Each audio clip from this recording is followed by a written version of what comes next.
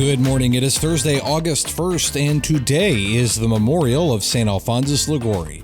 This is Michigan Mornings from Ave Maria Radio and the Ave Maria Radio app. I'm Matthew Handley. Coming up, we'll get an update on Team USA at the Olympics, but first, your local weather and this news.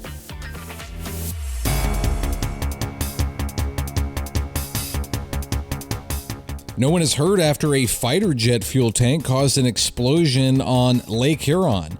The Iosco County Sheriff's Office says the incident happened yesterday when two F-16s from the Ohio Air National Guard were operating in the area. One of the pilots experienced an emergency, causing them to dump two external fuel tanks full of jet fuel. One tank landed north of Baldwin Resort Road in Lake Huron and exploded. The other landed in the Baldwin Plaza parking lot, causing minor damage to several vehicles. Members of the UAW will join Vice President Kamala Harris when she visits Detroit next week for a rally. The Vice President is scheduled to rally in Metro Detroit on Wednesday, August 7th. The news comes on the heels of the union's endorsement of Harris for the presidency.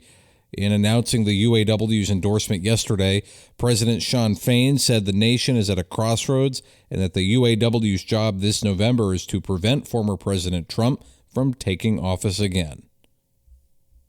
The hourly minimum wage in Michigan is set to go up next year following a ruling by the state Supreme Court.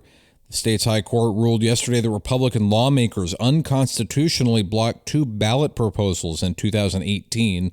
The initiatives aim to increase the state's minimum wage scale and expand earned sick time for workers. As a result, Michigan's minimum wage and the expansion of the state's earned sick time laws will go into effect in February. The new minimum wage will likely be above $12 an hour. Protesters say DTE's requested rate hike of 10% should be denied because residents cannot afford another increase only 4 months after the last one took effect. The demonstrators rallied outside DTE's Detroit headquarters offices yesterday to oppose the utility's latest rate hike request. They argued they've suffered too many outages to afford another rate increase. Michigan's Attorney General also opposes the rate hike and is pushing for a 3% rate hike. The Detroit City Council has approved the first phase of the Solar Neighborhoods project, which will turn neighborhood land into solar farms. The initiative is designed to offset the cost of electricity used by Detroit's 127 municipal buildings. Some council members raised questions about the project, such as how residents will be protected against land speculators who might drive up property prices. Other council members argued the whole process was being rushed, although council members have known about it for a year. You're listening to Michigan Mornings from Ave Maria Radio and the Ave Maria Radio app. Your local weather is coming up next. Now this.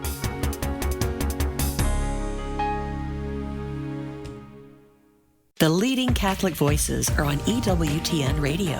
When you are predictable in your authority, you will actually have to use that authority less. Consistent discipline leads to less constant discipline. The more you act when you need to act, the less you will have to act in the future with similar misbehavior. The Doctor is in with Dr. Ray Garendi.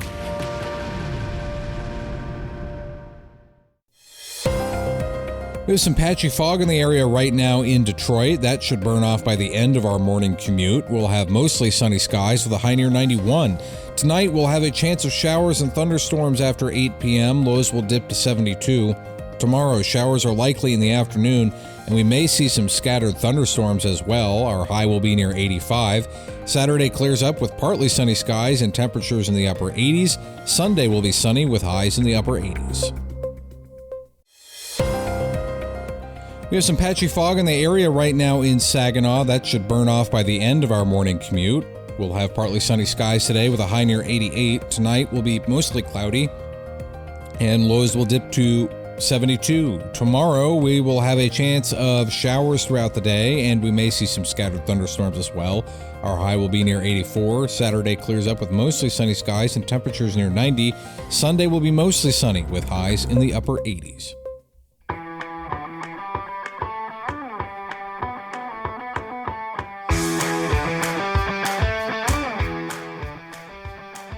Welcome back to Michigan Mornings. I'm Matthew Handley. Here's the latest from the Olympic Games in Paris.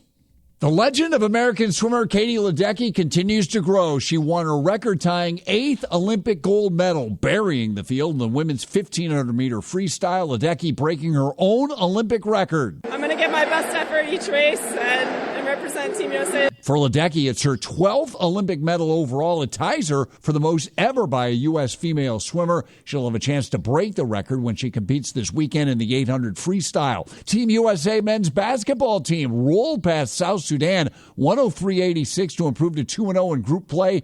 Bam Adebayo led the U.S. with 18. The U.S. has already clinched a spot in the quarterfinals. The women's team back on the court today facing Belgium. Meanwhile, the U.S. women's soccer team finished 3-0 in group play. They held off Australia. The women win Group B and head to the quarterfinals. Team USA still leads the medal count with 30, including 5 gold, 13 silver, and 12 bronze. This has been an NBC News Radio Olympic report. And in other sports news, the Tigers open up a 4-game series against the Kansas City Royals tonight at Comerica Park.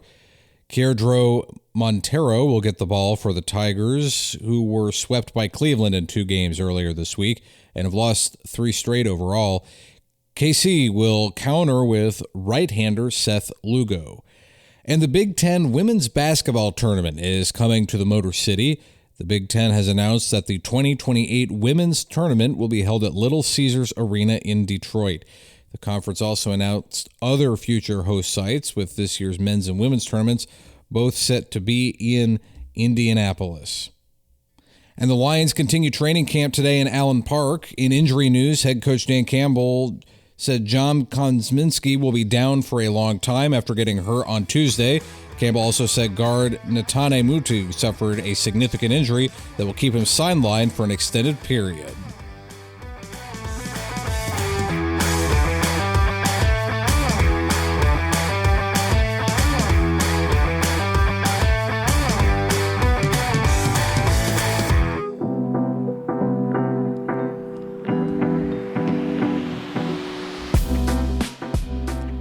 St. Alphonsus Liguori says, all holiness and perfection of soul lies in our love for Jesus Christ, our God, who is our Redeemer and our supreme good. That does it for this edition of Michigan Mornings on a Thursday. I'm Matthew Handley. Lord willing, I will talk to you again tomorrow. And until then, goodbye.